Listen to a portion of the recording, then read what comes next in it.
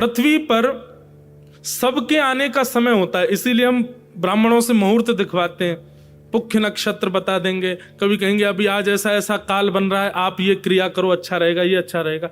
ऐसे ही बंधुओं, एकादशी जिस दिन आती है ना, उस दिन अन्न में पाप निवास करता है, इसलिए पूर्ण अन्न और अन्न नहीं पाना चाहिए।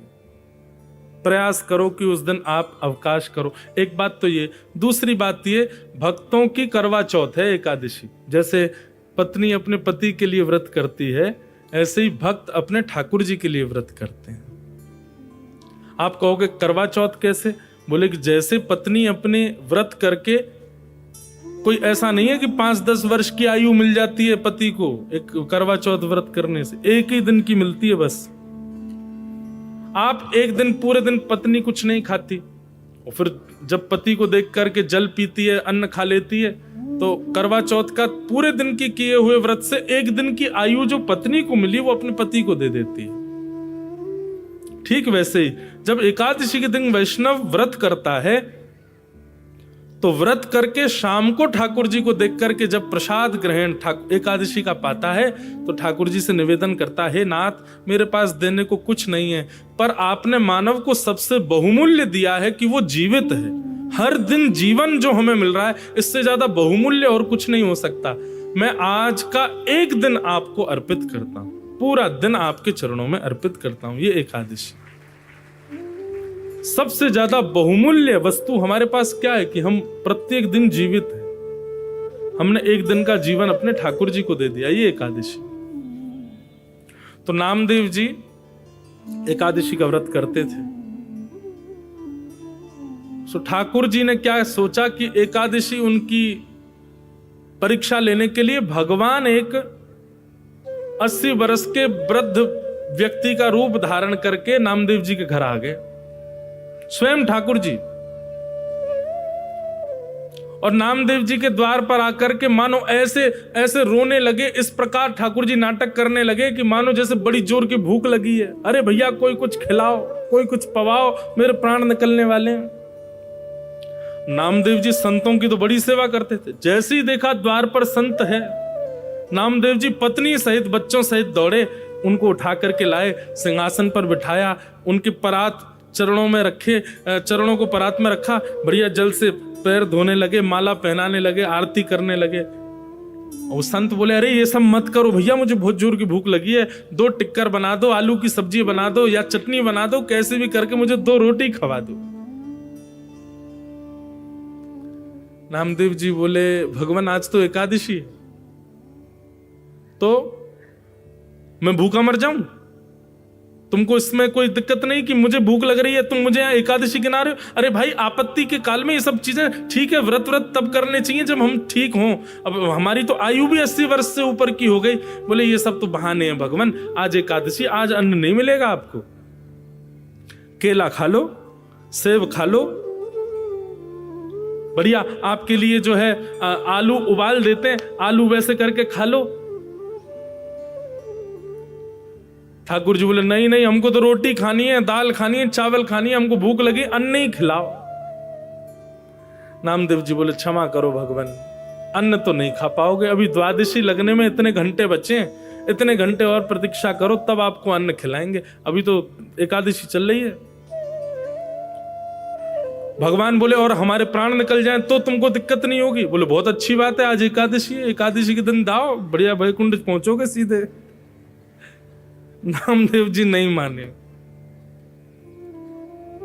महाराज ठाकुर जी ने नाटक ऐसा किया कि वहीं पड़ गए जमीन पे और रोने लगे। महाराज गला पकड़ करके, पेट पकड़ कर, अरे हम मरे, भूख लगी है, भूख लगी। इतने में आसपास के अड़ोसी पड़ोसी सब इकट्ठे हो गए।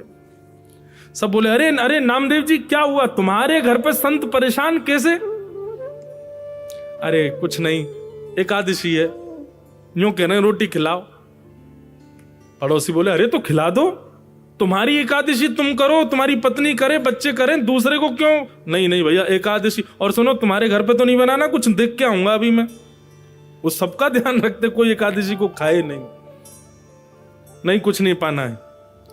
अब तो पड़ोसियों में होड़ लगी, सब संत बोले आप हमारे घर चलो, हम आपको बढ़िया दाल चावल खिलाएंगे। अरे ये नाम का बनता है भक्त, बताओ संत घर पर आ गए, इतनी मरणासन अवस्था में पड़े हैं, फिर भी कह रहा है कि मैं भोजन नहीं कर, आप चलो हमारे घर।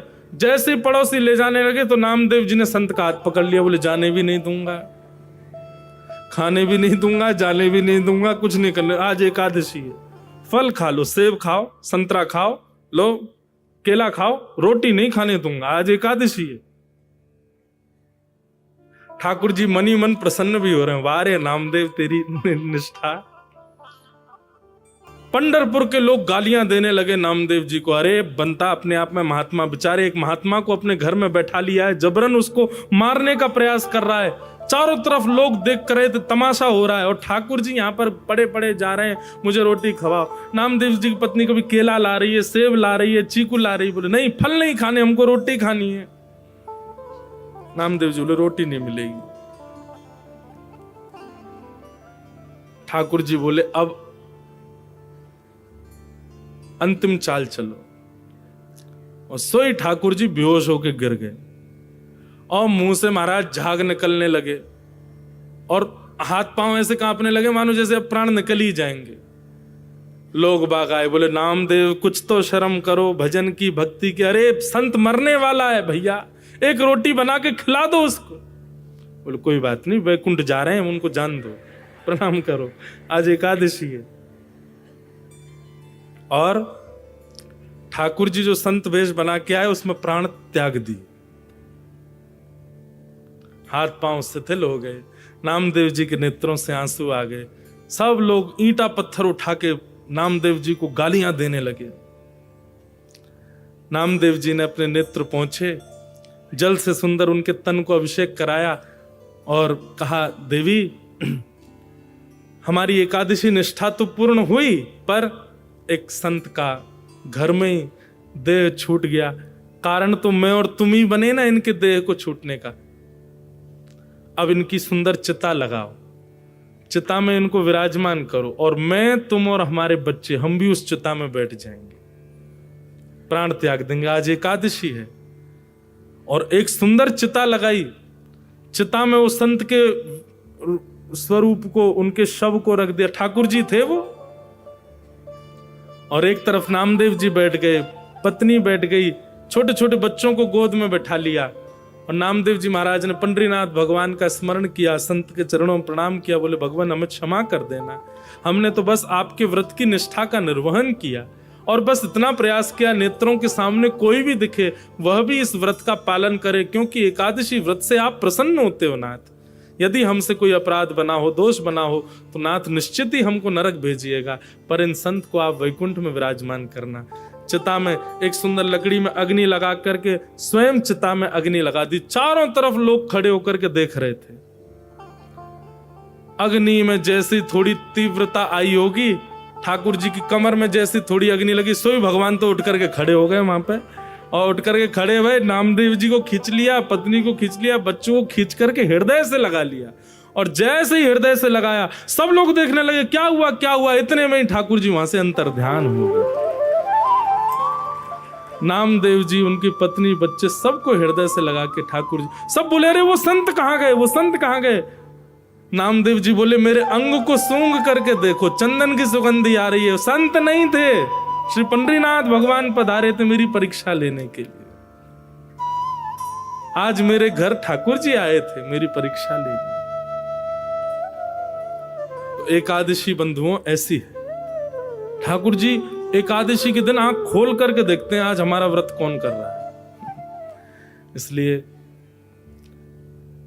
भगवत प्रसन्नता बस एक ही साधन, एक ही लाभ है एकादशी का, और कोई लाभ, कोई पुण्य वुण्य नहीं मिलेगा आपको, बट ठाकुर जी प्रसन्न होंगे। सारे पुण्य फीके हैं उनकी प्रसन्नता के आगे, वो प्रसन्न हो जाएं, फिर हमें क्या पुण्य चाहिए।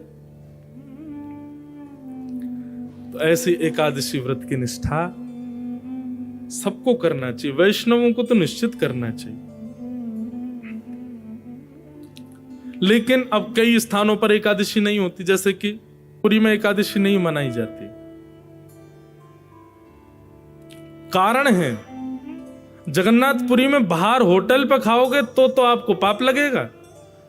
मंदिर का प्रसाद आप पा सकते हैं। अच्छा, एक बात और बताएं बंधुओं, गुरुजनों की आज्ञा से बता रहा हूं, अपनी मनगढ़ंत बात नहीं कह रहा। एकादशी है, आप अन्न नहीं खाते और उसी दिन कोई वैष्णव कहीं धाम से आए और वहां का प्रसाद लेकर के आए और आपके सामने प्रस्तुत किया, तो क्या करना चाहिए? अब पाते हैं तो हमारा व्रत टूट जाता है, और नहीं पाए तो प्रसाद है। मन में कभी कभी भाव आता है। तो ये प्रश्न हमने किया गुरुजनों से, तब गुरुजनों ने आज्ञा करी, देखो प्रसाद का एक नियम होता है कि वो जैसे ही आपके घर पधारे सारे काम छोड़ के सबसे पहले उसको ग्रहण करना चाहिए। जैसे कोई वृंदावन से आया, आपके घर आया, बोले महाराज लीजिए आपके यहाँ, अब आप क्या करते हो? उसको उठा करके रख दिया साइड में, फ्रिज में धर दिया, खा लेंगे बस। नहीं, प्रसाद कहीं का भी जब भी घर में आए तो यही समझना चाहिए जहां का प्रसाद है वही देव आए हैं प्रसाद के रूप में। तुरंत अपने 100 काम छोड़ के सबसे पहले उसको ग्रहण करो। और यदि एकादशी है तो एकादशी के दिन थोड़े रूप में लो, लेकिन लो। वो अन्न नहीं है, उसके प्रति अन्न भाव मत रखो, वो साक्षात ठाकुर जी हैं, इसलिए थोड़े रूप में उसको लेकर के जिह्वा पर धारण करके माथे से लगा के प्रणाम कर लो। शेष जो है वो द्वादशी को पालो, एकादशी को प्रसाद को ग्रहण करो।